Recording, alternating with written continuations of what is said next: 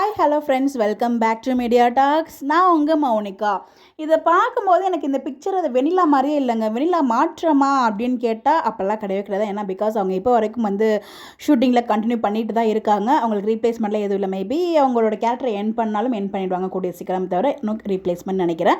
But ஆனால் இந்த பிக்கை பார்க்கும்போது அந்த கொஷின் மார்க் போட்டிருக்காங்க இல்லையா, அந்த கேர்ள் பார்த்தீங்கன்னா எனக்கு தெரிஞ்சது எனக்கு வெண்ணிலா மாதிரியே ஃபீல், அதாவது வைஷாலி மாதிரியே ஃபீல் ஆகலை. அங்கே நிற்கிற பொண்ணு எனக்கு தெரிஞ்சு வேறு ஏதோ டூப் போட்டிருப்பாங்க போல். பட் ஆனால் காஸ்டியூம் அதே காஸ்டியூம் தான். இப்போ நீங்கள் பார்த்துட்டு இருக்கீங்களா, இதே காஸ்டியூமில் வெண்ணிலாவோட அப்டேட்ஸ் நமக்குமே ப்ரீவியஸ் டே கிடச்சிருக்கு. ஸோ நான் ப்ரீவியஸாக ஒரு ஃபோட்டோ ஷேர் பண்ணியிருந்தேன் இல்லையா, அந்த பிக்கில் அந்த காஸ்டியூமும் இப்போ இந்த பிக்கில் நீங்கள் பார்த்தீங்கன்னா தெரியும், வெண்ணிலாவோட காஸ்டியூம் ரெண்டுமே சேம் தான்.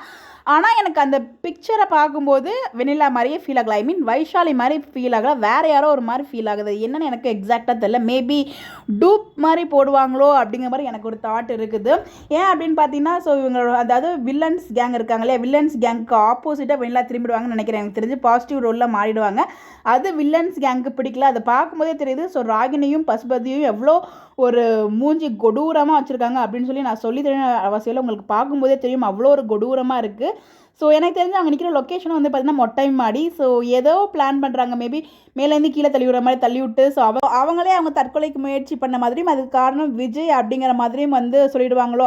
நமக்குமே ஃபாலோவர்ஸுமே கமெண்ட் பண்ணியிருந்தாங்க, அந்த மாதிரி கொண்டு போவாங்க, விஜய் மேலே பழியே போட்டுருவாங்க அப்படின்னு சொல்லிட்டு. பட் அதுக்கப்புறம் எப்படி விஜயும் கவரியும் சேர்ந்து வர முடியும், அதுலேருந்து எப்படி வேறு வழியில் மீண்டு வர முடியும் அப்படிலாம் எனக்கு தெரியல.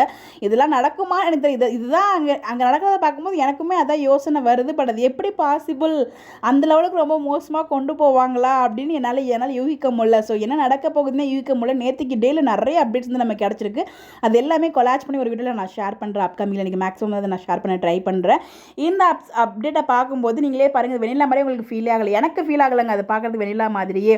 ஸோ எங்களுக்கு யாருக்காவது அப்படி ஃபீல் ஆகுதா, என்ன அதை வெண்ணிலா மாதிரி ஃபீல் ஆகுதுன்னு நினச்சி நீங்களும் மறக்காமல் கமெண்ட்டில் ஷேர் பண்ணுங்கள். அப்புறம் இந்த ட்ராக் என்னவா இருக்கும், மேபி நம்ம எல்லாருமே கெஸ் பண்ணுற மாதிரி அந்த ஒரு மர்டர் பிளானாக தான் இருக்குமா, என்னவா இருக்கும்னு சொல்லி உங்களோட பாயிண்ட் ஆஃப் வியூ, உங்களோட ப்ரிடிக்ஷனை மறக்காமல் கமெண்ட்டில் ஷேர் பண்ணுங்கள். அதை பற்றி நம்ம டிஸ்கஸ் பண்ணுவோம். டிஃப்ரெண்ட்டாக இருந்தால் அதை பற்றி நம்ம கண்டிப்பாக டிஸ்கஸ் பண்ணுவோம்.